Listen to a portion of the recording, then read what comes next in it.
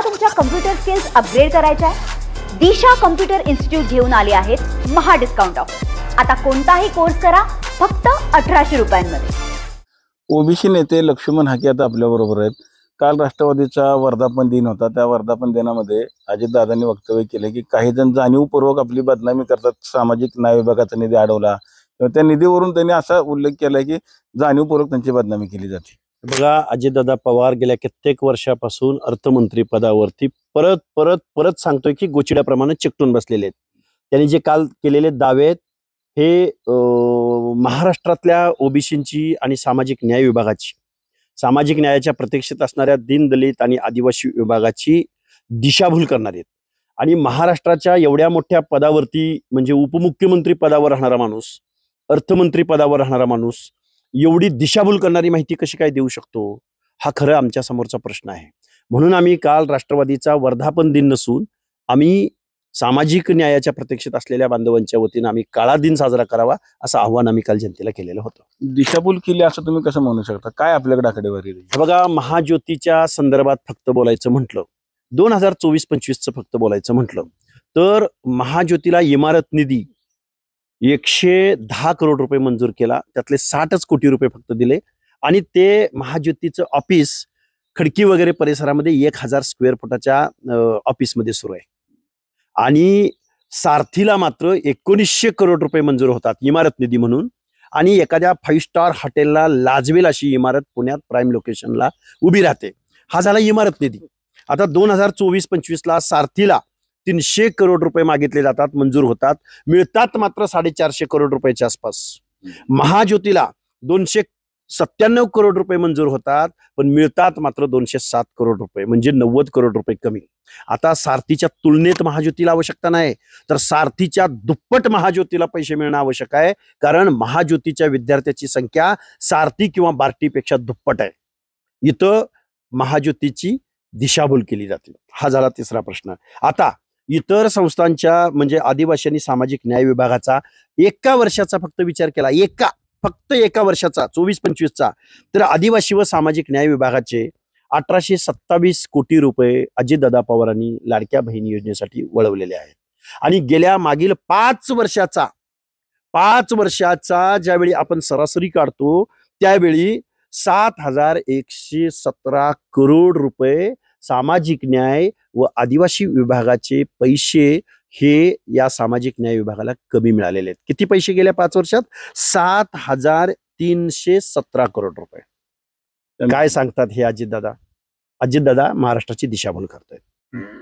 अजितदादांना मुख्यमंत्री जर व्हायचं असेल तर येणाऱ्या स्थानिक संस्थेच्या निवडणुकीत आपल्याला यश प्राप्त केलं पाहिजे, हसन मुश्रीफ म्हणतात।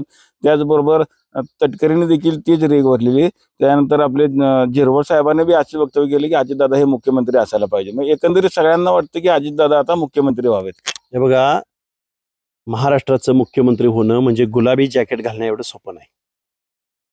ही गुलाबी स्वप्न आहेत अजितदादा पवारांची, कारण कारखाने चालवून किंवा वेगवेगळ्या उद्योगपतींबरोबर पार्टनरशिप करून किंवा प्रायव्हेट सेक्टरमध्ये फायनान्स कंपन्या चालवून महाराष्ट्राचं मुख्यमंत्री होता येणार नाही। महाराष्ट्राच्या 12-13 करोड जनतेच्या दायित्वाची थोडीफार योजना, अरे तुम्ही एवढं गावगाड्यातल्या भटक्या विमुक्तांना, ओबीसींना स्कॉलरशिपला पैसे देत नाही, तुम्ही महाराष्ट्राच्या मुख्यमंत्री पदाची स्वप्न बघताय। ते आता विसरा तुम्ही।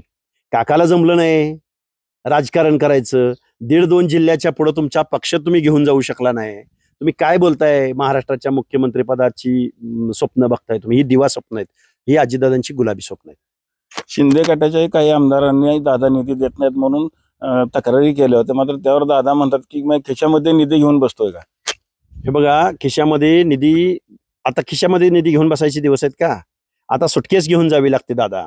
आणि काय सांगताय तुम्ही? आणि शिरसाट साहेबांना माझी विनंती आहे, काय आदळापट करताय? काय तुमची एवढी मजबुरी आहे?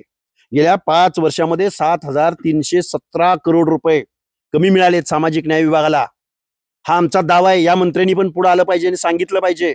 लक्ष्मण हाके सांगतोय हे फेक आकडा सांगतोय का? मी 7317 कोटी रुपये हा आकडा आणला कुठून? त्यामुळं हे राज्यकर्ते या महाराष्ट्रातल्या जनतेची दिशाभूल करतायत आणि अजितदादा पवारांना कारखान्याशिवाय दुसरं काहीही सुचत नाही। त्यामुळे अजितदादा पवारांची ही गुलाबी स्वप्ने राहतील। दोन्ही राष्ट्रवादी एकत्र येण्यावरनं खरं तर चर्चा सुरू आहेत. मात्र कालच्या त्यांच्या मेळाव्यामध्ये चर्चा झाली की मतभेद देखील दिसले की एकत्र यायचं का नाही यायचं, ह्याच्यावरून देखील वादविवाद आहेत. तुम्हाला काय वाटतं? हे बघा, महाराष्ट्रातल्या जनतेला उल्लू बनवण्याचा हा प्रकार आहे. अजितदादा पवार, शरदचंद्रजी पवार, सुप्रियाताई सुळे, रोहित पवार, सुनेत्रा पवार हे सगळे एक आहेत. यांच्या ज्या सोशल मीडिया PRO ज्या टीम आहेत, ह्या टीम दोघांचे एक आहेत. त्यांचं समान उद्दिष्ट धोरण एक आहे. ते सत्तेतच आहेत, ते सत्तेच्या बाहेर नाहीतच. त्यामुळं लक्ष्मण हाकेला पर्सनली डॅमेज करण्यामध्ये ज्या कुठल्या कंपन्या गुंतल्या असतील ती रोहित पवारांची IT सेल आणि अजित पवारांची डिझाईन बॉक्स नावाची कंपनी. त्यामुळं हे एकच आहेत. आणि ह्यांच्या का एवढ्या नोटिसा निघाल्या होत्या बऱ्याच लोकांना, पुढं काय झालं त्या नोटिसांचं? त्यामुळे हे सत्तेबरोबर राहतात. यांनी खूप महाराष्ट्राच्या तिजोरीवरती डल्ला मारलेला आहे आजपर्यंत. त्यामुळं हे एकत्र आले काय नाही आले काय हे एकच आहेत. मुळात प्रश्न उरलाय फक्त जयंत पाटलांसारख्या माणसाचा, प्रश्न उरलाय फक्त जितेंद्र आव्हाडांसारख्या माणसांचा, प्रश्न उरलाय फक्त अधिकृतरित्या काहीतरी एखादं मंत्रीपद वगैरे मिळवण्यासाठी रोहित पवार धडपडतायत. त्यांची घुसमट चालू आहे. हे आतून तरी एकच आहेत, फक्त अधिकृतरित्या भाजपच्या मांडीला मांडी लावून बसायचं आणि पद मिळवणं एवढी फक्त औपचारिकता बाकी आहे. काल जयंत पाटलांनी देखील वक्तव्य केलेलं आहे की आता तरुणांना संधी द्यावी. कुठेतरी ते देखील यातून निवृत्ती घेतात असं वाटतंय. त्याला उत्तर खरं तर फडणवीसांनी दिलं की त्यांच्या मनात जाऊन बघावं लागलं की त्यांच्या मनात नक्की काय आहे. हे बघा, हे सगळं आलबेल आहे.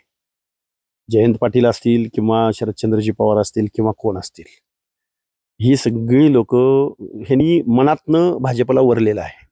भाजपच्या गळ्यात यांनी माळ ऑलरेडी कधीच घातलेले, विधानसभा लोकसभा निवडणुकीच्या अगोदर सुद्धा. नुकसान फक्त झालंय बाळासाहेब ठाकरे यांचे चिरंजीव माननीय उद्धवसाहेब ठाकरे यांचं. ती शिवसेना जी जनमानसातली होती, सामान्य माणसाला न्याय देणारी होती, OBC VJNTच्या पलीकडे दीनदलितांच्या कार्यकर्त्याला एक स्पेस देणारी होती, ती संपली. हे महाराष्ट्राचं दुर्दैव. जयंत पाटील कुठेतरी भाजपच्या पाठीवर आहे असं वाटतं. ते अगोदरच आहेत. ते हे नुसते औपचारिकता बाकी आहे. त्यांचं मनोमिलन किंवा त्यांचं अनैतिक असं काही म्हणा, त्यांचं मनोमिलन ऑलरेडी झालेलं आहे. त्यामुळं ते ही औपचारिकता आहे, फक्त मुहूर्त सापडत नाही आणि त्या मुहूर्ताच्या शोधात आहे. अर्थ खात्याला अधिक ज्यादा गोचिडासारखं चिटकून बसलं हे तुमचं वक्तव्य खरं तर राष्ट्रवादीच्या अनेक कार्यकर्त्यांची जिव्हारी लागलेलं आहे. त्यामुळे कुठेतरी तुम्ही काल बोलला की दमदाटी होती, दादागिरी होती, शिवीगाळ होती, असे काही प्रकार होते. हे बघा, महाराष्ट्रामध्ये नागपूरपासून ते माझ्या पंढरपूरपर्यंत अनेक लोकांनी मला निपटून घेऊ, बघून घेऊ, दिसेल तिथं काळं फासू, दिसेल तिथं ठोकू, दिसेल तिथं कार्यक्रम करू, अनेकांनी वक्तव्य केलेले आहेत. मी मेंढपाळाचा पोरगा आहे आणि मी होळकरांची अवलाद आहे. आणि होळकरांची अवलाद म्हणून सांगायला मला अजिबात कुणाची भीती नाही आणि मी घाबरत पण नाही. मी रोज फिरतोय, 24 तास फिरतोय. कुणाच्या दम असेल तर त्यांनी हात लावावा, पण जर हात त्यातूनही हात लावला तर ह्याला सगळ्याला जबाबदार रोहित पवार आणि अजित पवार असतील. त्यामुळं आम्ही पण बघून घेतोय ना, आम्हालाही बजेट कळायला लागलंय, आम्हाला बी हक्क अधिकार कळायला लागलेत, आमची मतं किती आहेत गावगाड्यात आता आम्ही फिरतो आहोत. अगोदर माहित नव्हतं आमच्या लोकांना की आपण या तालुक्यात किती आहे, त्या तालुक्यात किती आहे, त्या तालुक्यात किती आहे. जिसकी संख्या जितनी भारी उसकी उतनी सत्ता में भागीदारी 2029ला निश्चित दिसेल. आपण बघितलं असेल की अजितदादांनी आता मुख्यमंत्री पदाची गुलाबी स्वप्न बघून येत आणि जो काही निधीवरून अजितदादा काल बोललेत ते जनतेची दिशाभूल करत असल्याचा देखील आरोप खरं तर लक्ष्मण हाके यांनी केलेला आहे. पंढरपुरातून कॅमेरामॅन जगदीश सर, रवी लवेकर, TV9 मराठी. मला तुमच्या कम्प्युटर स्किल्स अपग्रेड करायच्या आहे? दिशा कम्प्युटर इन्स्टिट्यूट घेऊन आले आहेत महा डिस्काउंट ऑफर. आता कोणताही कोर्स करा फक्त 1800 रुपयांमध्ये.